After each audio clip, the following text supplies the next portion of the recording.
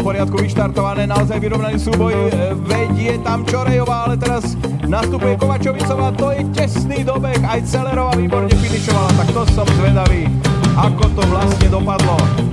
Bolo to veľmi, veľmi tesné všetko. A Celerová skvele finišovala, ale počkajme si, či to bude potvrdené, to jej víťazstvo a zdá sa, že je naozaj nešťastný dobeh cieli.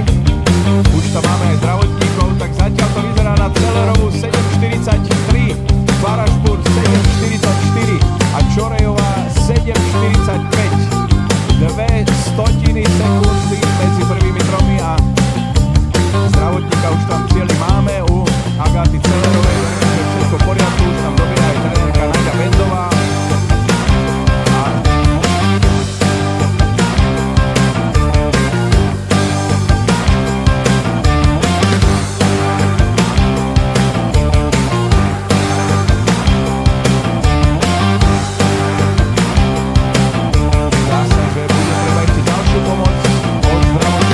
Pozrime sa znova na veľkoplošnej obrazovke. Výborný štart mala Kovačovicová, ale aj Čorejová.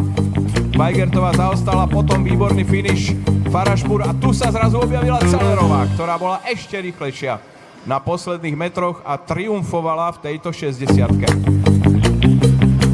Tak naozaj veľmi tesný dobeh. Skvelý finish Agaty Celerovej priniesol titul.